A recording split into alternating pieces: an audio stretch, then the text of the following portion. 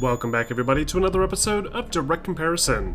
In today's episode, we're taking a look at Beanox's recently released remaster of Call of Duty Modern Warfare 2, and seeing how it compares to Infinity Ward's original version from 2009.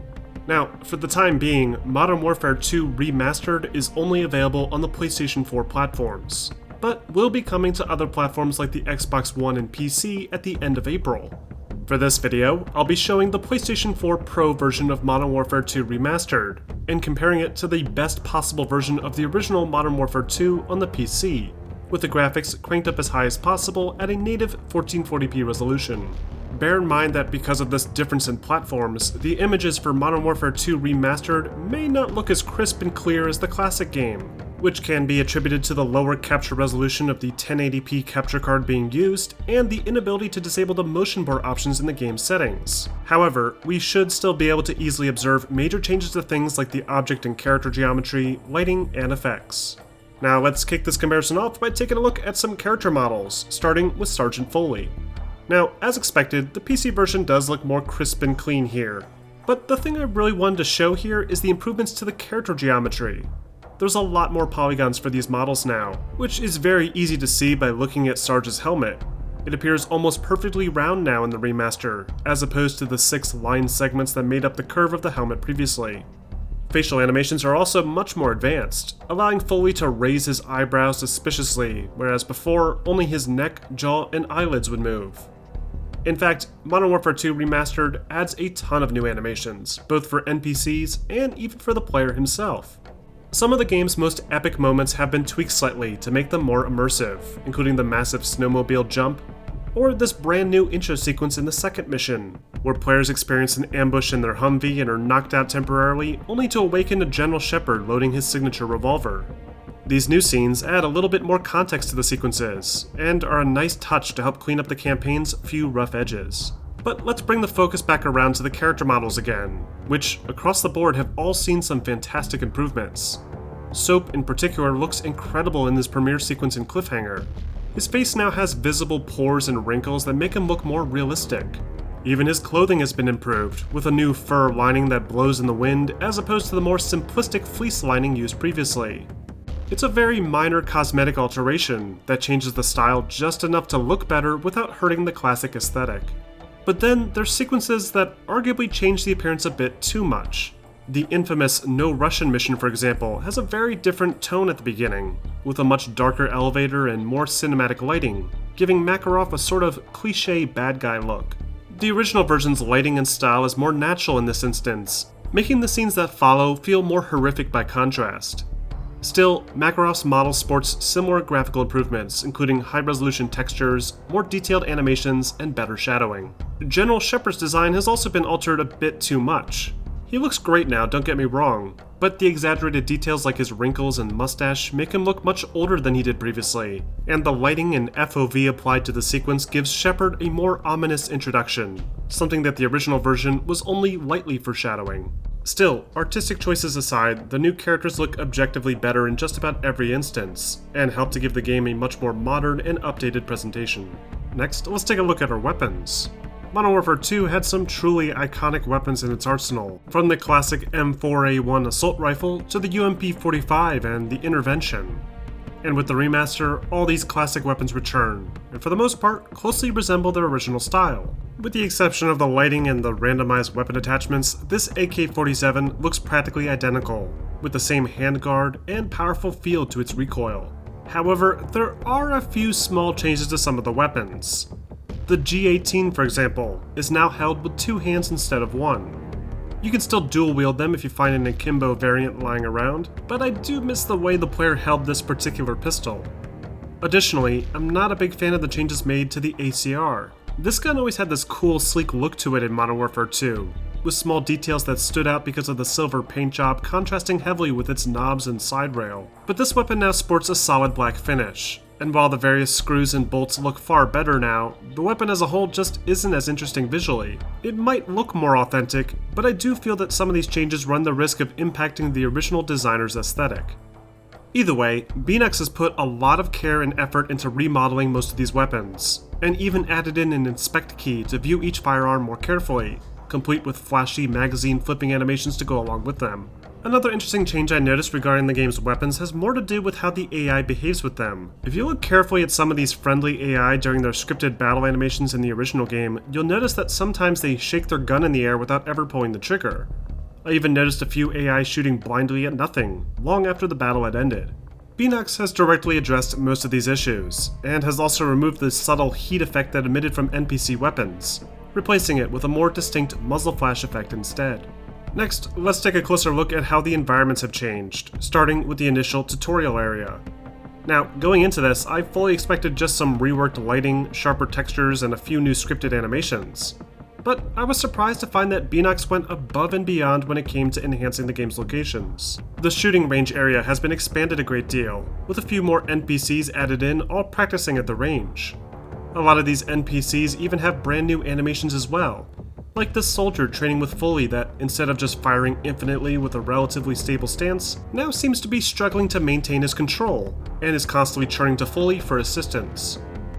Other changes include a new Burger Town portable parked in the center of the camp, a new briefing area with squad formations written on a whiteboard, and even this soldier grilling some steak.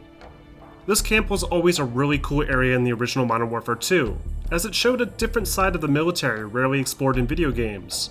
And with the remaster, we're given a few other cool details to observe while preserving most of what made the original special. However, there are a few missing elements. In the original version, there's a soldier sitting down munching on an MRE, an NPC animation that is used one mission later during an intense combat encounter. It almost seemed like this was a sort of joke added in the original game, giving it a little bit more charm. But Beenox has taken away this soldier's MRE and is now forcing him to join in the fight. Another missing feature is the blood splatter on the doors of the Humvee that pulls up after running the training course, which seems like an odd omission considering nothing else in the game seems to be censored. And this is only in the first level. The rest of the game has an exhaustive list of changes that almost always improve the feel of the experience, and even help to provide more continuity with the rest of the series. Then of course we have our texture quality, which unsurprisingly has been improved a good amount. It's not perfect, but it does provide a lot more depth and complexity than the blurry mess that was the ground before. As far as the layout goes, very little about the game has been changed. Every mission and structure has been retained almost exactly how you remember it, only with a few enhanced sequences that make scripted areas like the cliffhanger intro much more cinematic. Next, let's talk about the lighting. The lighting has been given a massive overhaul. Lighting in the original game was pre-baked and static. There were very few instances of volumetric properties, and sequences that took place in the early morning or late evening always had this really artificial feel to them. But the remaster does a great job reimagining the lighting conditions for these levels. Each mission still features the same general tone, like the favela's bright, high-contrast slums, or of their own accords dark, ominous reds and blacks. But it feels more natural now, like the locations are actually being illuminated by the sun or by large fires in the distance. Some areas are enhanced further by beautiful volumetric lighting effects, like this building in the second mission after the Humvees are ambushed, that helps make the scene look even more like its clear inspiration from Black Hawk Down. There's even new God Ray effects pouring through the clouds around the Mountain of God in the favelas, which provides a gorgeous backdrop for the action. Speaking of backdrops, I also wanted to point out that the game's skyboxes have also been improved, with higher resolution images that do a much better job of selling the extreme distances past the playable areas. However, these new backdrops are impossible to appreciate in levels like Cliffhanger, where an excessive amount of new fog effects basically drowns out the impressive cliffsides in the distance. Another example of some of the effects getting in the way of the game's aesthetic. Other improvements to the lighting include a few instances of screen space reflections, like this puddle in the favela area, and some more authentic bloom effects, something that previously looked completely blown out. Next, let's talk about the shadow quality. Shadow quality has never really been Call of Duty's strong suit, and has often been neglected throughout the series. There's a few good examples of it now and again, including in Modern Warfare 2, but there's plenty of examples of rough edges and sharp, jagged projections in just the first mission alone. Modern Warfare 2 Remastered cleans up all of this, with much softer edges and more complex shadowing, all rendering at a further distance. It looks fantastic, and I notice little, if any, banding or shimmering throughout the game. And then of course we have our effects. Modern Warfare 2's effects were a major step up from 2007's Modern Warfare, with more impressive smoke effects, bigger explosions, and a lot of interactive environmental detail. One of the coolest effects added in was probably the way glass shattered into pieces somewhat realistically. Modern Warfare 2 also had a few scenes throughout with some beautiful particle effects, like embers emitting from a nearby burning tree.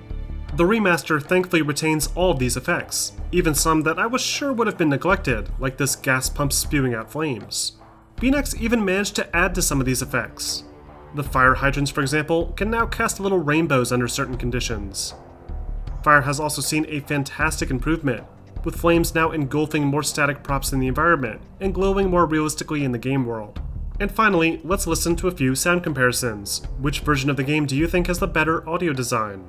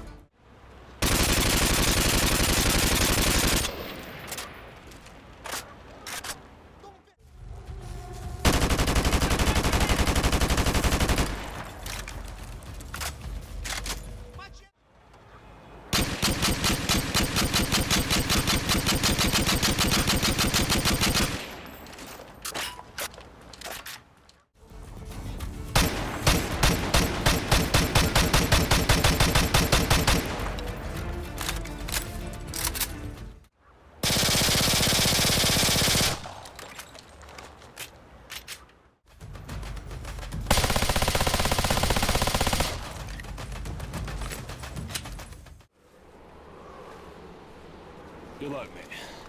I'll see you on the far side.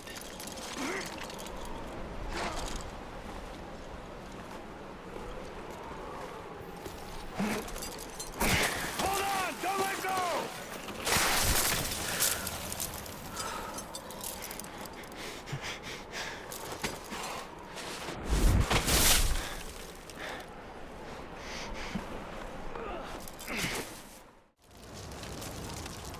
Good luck, mate.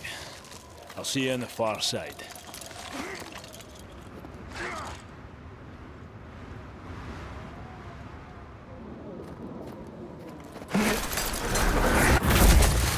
Hold on! Don't let go!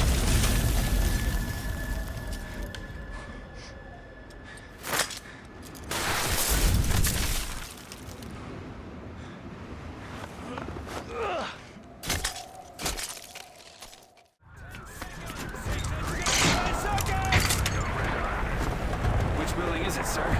It's that tall one at 1 o'clock. Wait, which building? The one at 1 o'clock. Hey, Dave, which one is it? Is it the one on the left or the right? The one on the left. Hey, isn't this danger close for the task force? Come on, this is when to shape and care about danger close.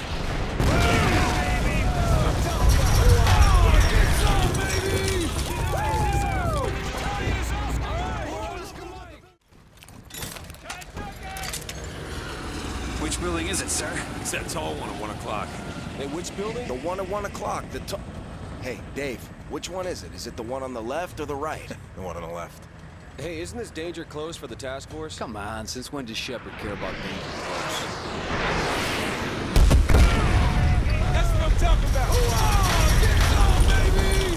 Woo! It's Oscar Mike! All right, we're Oscar Mike! And that wraps up this episode of Direct Comparison.